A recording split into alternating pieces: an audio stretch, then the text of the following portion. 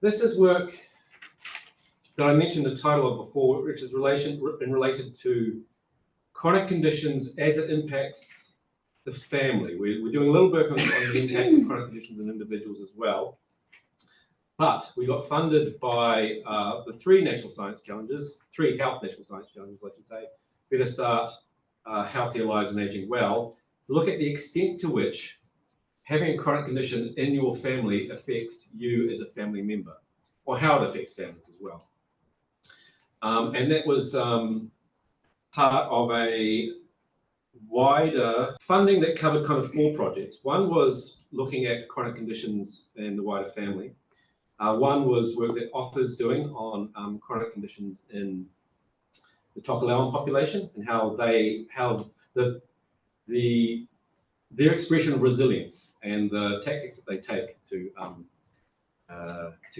counter chronic conditions. And then there was a couple of other projects. One led by Tahu Kukatai was looking at the extent to which whakapapa is important for well-being. And this is building on work that she's doing with Ngāti Tipa, Hapu in Waikato Tainui, where they have constructed a whakapapa from 1750 through to 1900 for the Ngāti Tipa Hapu, and actually looking to extend it beyond 1900. And another project run out of Tipu Tiringa in the Taranaki, Mihi Ratuma leading that one, looking at Māori conceptions of well-being, building off an early life and whānau program that was based in at least one or maybe more than one early childcare centres down there. But for this, I'm going to focus on the impact of chronic conditions on the wider family and whānau as they may affect the Pacific population. But we're looking wider than that. I'm presenting on the Pacific population here. And as part of that, I'm also going to talk about the extent to which the Pacific population is impacted by caring. So the extent to which the Pacific population is caring for someone, either with a chronic condition or another condition, and what impacts that might have on their lives. The research questions that I want to cover off here is how many Pacific families are affected by a long-term health condition. I'll go through shortly what those long-term health conditions are. And by family, we mean all sorts of things. So again, these aren't my slides, but I think what Lisa is getting across here is if you look at all those bubbles at the bottom, they're the different types of things that actually Stats New Zealand captures as families. So there are just 2 individuals living as a couple, individuals with children, 2 separate individuals with separate children, then more than one family in a household, and then multi-generational families, and all different combinations of that. I think there's at least 10, maybe more like 15 different types of families, all of which can be captured using census data.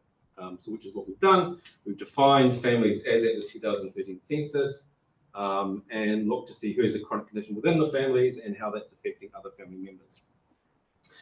But some descriptive things are how many Pacific families in New Zealand are affected by long-term health conditions, how many Pacific peoples in New Zealand have family members with long-term health conditions, and what are the outcomes for Pacific children in New Zealand who have a family member with a long-term health condition. And there's different Pacific populations here. When I present some slides later, they're kind of color-coded as per those specific populations, with the lavender purple ones all treated as sort of one group as sort of smaller Pacific populations. As I mentioned here, we base our analysis on the family structures as indicated in the 2013 census. We use the 2013 census, not the 2018, for a number of reasons. The main one really was so we can have follow-up afterwards to see what happens or what the consequences are for families after we identify them within a family and families with a chronic condition, what happens to them thereafter. And from the census, we look at things such as ethnicity, age, and gender and socioeconomics, and unpaid caring activities. And we're using various data sources to define our chronic conditions. And the chronic conditions are listed at the bottom there. I always forget one, so I'll go through them. Cancer, traumatic brain injury, dementia, stroke, diabetes, chronic obstructive pulmonary disease, heart disease, gout, and mental health and behavioural conditions. These were building off a data set that was put together by the Ministry of Health of 8 chronic conditions. That was done, actually, I believe, for a trial project to see the value of incorporating health data in the IDI. So Sylvia Dixon at Treasury looked at these 8 chronic conditions and looked to see, well, what's the income and employment outcomes of people who have a chronic condition, and how does it differ from chronic conditions? To that, we've added 2 dementia and mental health and behavioural conditions. To find where we could find indications of these using various data sets that are available in the integrated data infrastructure, the chronic conditions database itself, which is the one I mentioned before that Sylvia Dixon used, hospitalisation records, outpatient services, mental health service use, disability assessments through the Socrates database. That's for people who are applying for or getting funding for a disability that they may have, pharmaceutical prescriptions and lab tests, and cancer registries as well. Okay, and just a note there that because we're using Stats New Zealand data, there's a disclaimer there saying that it abides now by the Data and Statistics Act 2022, presumably. I might have to change that at some point. And the findings are official statistics, and any errors here are ours, not Stats New Zealand's, essentially. The work that Lisa has done suggests that there are around nearly 260,000 Pacific people living in a family situation in New Zealand, including 115,000 children, and that equates to nearly 80,000 families. A high proportion of these are multi-generational families, which is known for the Pacific population. 3/4 of these families includes at least one person under the age of 18. And going back to that slide a couple of slides ago of the different bubbles of the different family types, because of the different family types, you get a wide range of family sizes in families, in Pacific population and other populations as well, with family sizes ranging from 2 people to over 19 people, and up to 5 related family nuclei living together in the one multi-generational family, or extended family, I think is the technical term that Stats New Zealand uses. Okay, of those 79,000 families, 2/3 of them are affected by a long-term health condition, where at least one person in that family has a long-term health condition. And 1/4 of families include more than one person with a long-term health condition. So these are, it's very common in the Pacific population to be in a family with where at least one person has a long-term health condition. And it's particularly common if you live in a multi-generational household. So in multi-generational families, 3/4 of them have at least one person living with a long-term health condition. This is the number of families that are affected for each of those health conditions. Also gives you a sense, to some extent, of the prevalence of those health conditions. Mental health at the top, and mental health was a broadish capture of anyone who might have a mental health condition, including that they're receiving services from a mental health or community clinic, they've been hospitalised, they're getting pharmaceuticals for mental health, or they're recorded in the Socrates database as having a disability relating to mental health. Diabetes, as we know, is common in Pacific families, or traumatic brain injury, gout, and then the other 4 less affecting families. Okay, and this is the number of Pacific people that are affected by for the different Pacific populations. So 174,000 Pacific people overall had either a long-term condition or lived in with a family member who has a long-term health condition. And this represents the number of people who have either a long-term health condition or are in a family with a long-term health condition amongst the different Pacific populations. So you can see the greatest number is amongst the Samoan population being the biggest Pacific population in New Zealand. But the greatest percentage is amongst the Tongan population, followed relatively closely by the Tokelauan population, which is often has done some research into. Okay, in terms of how children are affected, 11,000 children had a long-term health condition themselves, 70,000 had a family member with long-term health condition, and 7,500 had both, which is 7% there in that pie chart in the middle there. And again, these are the numbers for the different population groups, with Samoan being the largest population, having the most children who are affected either themselves or by a family member with a chronic health condition. Looking at the outcomes for children and families in 2013 who either had a chronic health condition themselves or were in a family with a chronic health condition. Looking at what's happening to them in 5 years' time, when we look at them at the 2018 census data. Looking at the census data because we can have education and employment outcomes using those data. So this focuses on 19,000 young Pacific people. So they were in the 2013 data, and we could find them again in the 2018 data. There are relatively small differences in education and employment outcomes for those who had a family with a long-term health condition, tend to be less than sort of 3 percentage points. Having a long-term health condition themselves, however, had the biggest impact on young people. Young people with a long-term health condition were more likely to not get a secondary qualification and less likely to achieve a higher qualification, such as level 3 or 4 certificate. So it's having an impact on these specific children. Okay, pivoting a bit now, we're going to look at the extent to which caring for a family member is affecting the Pacific population by answering these particular questions. Oh, sorry. First of all, let's focus on the right-hand side there. This is using questions from the 2013 census. There were a series of questions about volunteer work, but a couple of those questions tapped into caring. One of which is, are you looking after a member of my household who is ill or has a disability? The other is, are you helping someone who is ill or has a disability who does not live in their household? Now, just focusing a bit, and this came up when we presented, I think last year or the year before.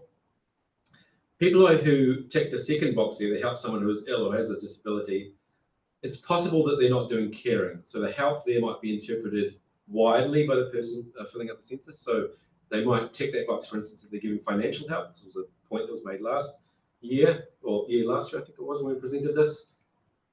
However, for Pacific children, I think that's probably less likely. I think it's probably, if they are helping them, it seems more likely to me, at least. We can never know because we can't dig it deeper than their tick boxes in the census, that they're providing some sort of care of some kind. So what we want to look at is how many young carers were there in New Zealand in 2013? What other unpaid activities were they doing? So what other ones of those boxes there that aren't circled in red are they also doing? So are people who are caring, children who are caring, also doing a lot of other volunteer activity there? Household work, looking after a child, doing voluntary work for another organisation, etc. What were their health and mental health outcomes up to 2020, so following them on from 2013? And where do they live? And this was a question that came up because we're working for an organisation who were particularly interested in whereabouts in the country young carers live. Camp Unity, thank you so much. I should remember, apologies to Lauren Donnan, who I shouldn't mention before, who's a young carer researcher who we worked with for this work, and who herself is involved with Camp Unity. So apologies for forgetting their name. So yes, so defining them as at the 2013 census, and then looking at Ministry of Health data on mental health and addiction, pharmaceutical dispensing, and public health discharges to see what consequences, if any, there are of being a carer using the integrated data infrastructure. Of those, that 58,300 Pacific people aged 15 to 24 took part in the census 2013. We can't look below age 15 because that question that I showed you on the previous slide, it's a question on the adult form in the census, and the census adult form kicks in when you're 15. So there may be, probably are in fact, children under the age of 15 undertaking caring, we can't know about it from census data, unfortunately. Taking a step back, that perhaps calls for the fact that maybe we need to know more about young carers, especially carers under the age of 15, because we've got no visibility of them at a national level otherwise. So, of those 58,300 Pacific people, just under 7,000 were looking after someone in their household or helping someone outside of their household who was ill or had disability, and that's 1 in 8 Pacific people. And in about a third of those cases, they were the only unpaid carer in their household. So they were taking the bulk of the, or doing the bulk of the work of unpaid caring. Again, it's most prevalent in the Tokelau and the Tongan communities, particularly in the Tokelau community. So the numbers are quite different because the population numbers are different for those different Pacific populations. But in terms of percentage, nearly 70% of Tokelauan children were undertaking caring, either of someone in their household or someone outside of their household. And on the right-hand side there, you can see it's more common always in girls than boys, or females than males. And that also shows the prevalence change across the different ethnic groups. A little bit of difference in terms of the age groups that are taking part in caring. In the Tokelauan population, it's actually the middle age group of that 10-year snapshot of young people, 19 to 21-year-olds, who are undertaking caring. For every other group, it increases with age. The older they get, the more likely it is that they undertake caring. It was quite common for them to do other unpaid activities, either inside the house or outside the house. 1 in 3 young Pacific carers are doing 3 or 4 other unpaid activities in addition to providing care. And you can see that's quite different to the non-carers. So those who were not caring for someone else in the household or outside the household, they were 2/3 of them either didn't do any other unpaid activity or only did 1, whereas the distribution is completely different for carers. They're quite often doing a lot of other unpaid work inside or outside the house. Okay, in terms of the health outcomes, hospitalization data over the following 7.5 years after the 2013 census. So young carers were more likely to spend a long time in hospital. 70% spent 4 or more days in hospital, compared to 12% for non-carers. And they're also slightly more likely to have 4 or more admissions to hospital. Highest amongst Cook Island Māori and Niueans. And the biggest differential amongst carers were among the Fijian group and the other Pacific peoples, the list of purple Pacific populations that I showed in an earlier slide, where sort of 1.5 to 1.7 times more likely to spend a long time in hospital or have a large number of admissions as compared to non-carers. So these have impacts on Pacific children's lives. Oh, sorry, quick question. Yeah. Are those odds ratios from like a regression, or is it just flat numbers? I'll let Lisa answer that later. No, they were from logistic regression. Okay, in terms of mental health outcomes, relatively similar, except for the Fijian population, where carers were quite a bit more likely to access mental health services as compared to non-carers. This is where you will find them around the country. Little blips around the place, relatively lowish numbers, and this is from nz.stat data. So this tracks a little bit where you might expect the Pacific population to be. But this was, as I say, of interest to Camp Unity, knowing where to find them. And if you look at the inset bit there, or as I am now, of Auckland, you'll see Manukau and areas around there being affected quite a bit by having a large number of carers. Okay, so what Lisa's going to move on to next is to repeat these results and these research questions for other ethnicities, other non-Pacific ethnicities, and look at how having a family member with a long-term health condition affect families over time. This goes back to the original research questions that we had in our original proposal. Mental health and mental health outcomes for children affected by long-term health conditions in the family as opposed to having it themselves, and the educational employment outcomes for young carers. And you can find out more by going to our website and the life course page on the Healthier Lives website. Opportunities here are for culturally responsive wraparound services to families affected by illness and disability. I think there is a need to understand, and this has come through in all the meetings we've had with Lauren, to understand the role of young carers and the contributions they make within families and communities, and how there are differences across different groups of New Zealanders in that respect. So it's clearly impacting Pacific families more. And services need to recognise the needs of young people affected by long-term health conditions and directly support them. And maybe I'll stop there and break for questions. Hi. Yes. Hi. I just wanted to know, what do you think is the underlying reason why Fijian carers were able to access mental health services more than the other Pacific peoples? I mean, the short answer is I don't know. Typically, when I see something, I mean, the interesting thing is the differential, right? So it could be that as a carer, they're used to taking people to services, and so that they have the word or the phrase I'm searching here, health literacy, or to negotiate those services. Normally, where I see a differential, especially across different groups of the population, I think it's an access issue.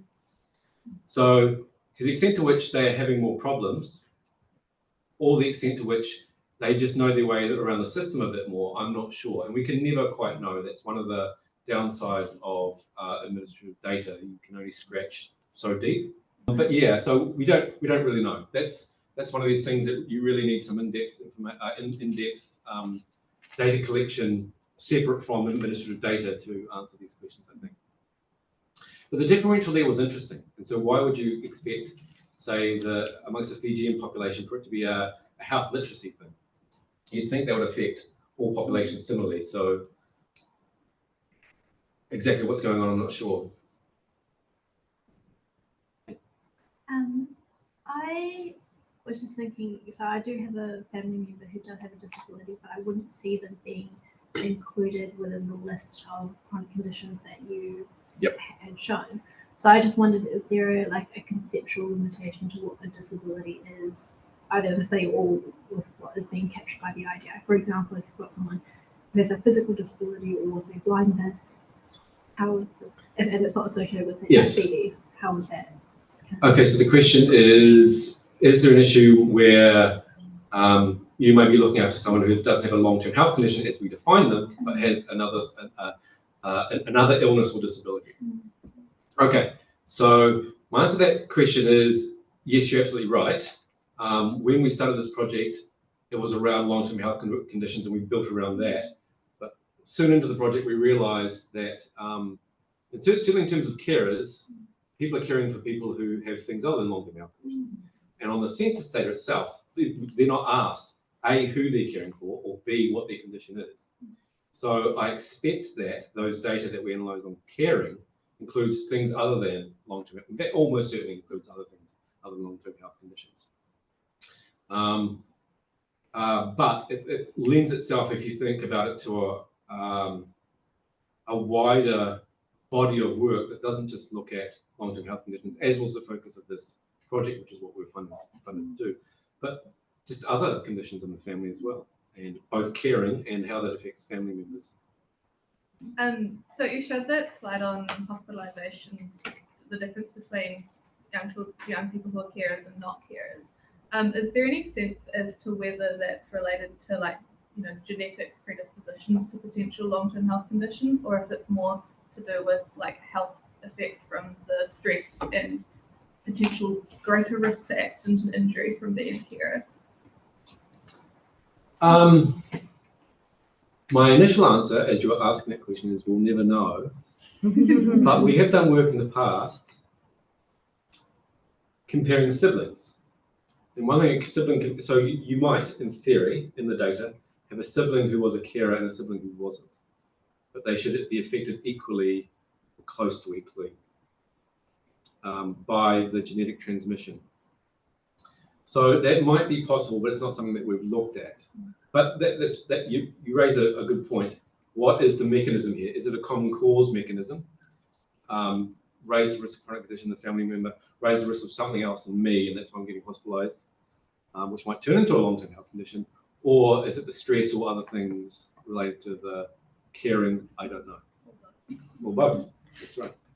Looking at the slide that's got Pacific concentrated around Manukau, in particular with Samoan population, was there anywhere in the data that highlighted that maybe some of them have come from, like, a history of their migration, just recently arrived with the quota system was that detected in the Again, Lisa might be able to answer this, or will be able to answer this better than me, but there was a little point that I glossed over on an earlier slide showing that most of the carers were born in New Zealand. Was it 78%, Lisa? And what's the Pacific population generally? It's actually greater than that, isn't it? The born in New Zealand Pacific population. Now we're getting pretty close to that. 60 something. And in young people, it's larger though. So the short answer to your question is no, we have not looked at that. But the bulk of the carers were born in New Zealand. So they themselves haven't come to New Zealand recently. And they must have, because there must be at least 15, means they, bulk of them arrived, their families must be here at least 15 years. Thank you. Well, thank you for the presentation. It's really great for us to see all the different data sources. Because you've used some of the health data sources, and I just wanted to ask about the quality of the data in terms of prioritized data. Because I'm quite keen on the Tongan and the Tokelau. And did it impact on the use of the data that you had selected for the analysis? So, in terms of prioritized data? Are you talking about prioritized ethnicity data? Yes, yes. So the question is, does the, I'll use this phrase, somewhat annoying prioritization that the Ministry of Health uses impact the data that we were using? And the answer to that question is no. And the reason, at least I hope it's no, but Lisa can jump in. The reason I'm saying no is because we derived their ethnic identification from either the census itself or the personal detail table in the IDI, which prioritizes information from different sources, doesn't prioritize ethnicity. So, in fact, on one of those slides, in fact, I know my answer is correct, because one of those slides that I spied, it said that people can belong to more than one group. So there's no prioritization going on here. So the Tokelauan group can also be Tongan. And I think one of the groups that's affected most by this is Kukai Māori, I believe. So yeah, so it shouldn't be. So we're not one of the advantages in the sense of the IDI is you're not reliant on health data and or any one particular data source for that matter, and the foibles of that data source. Thank you.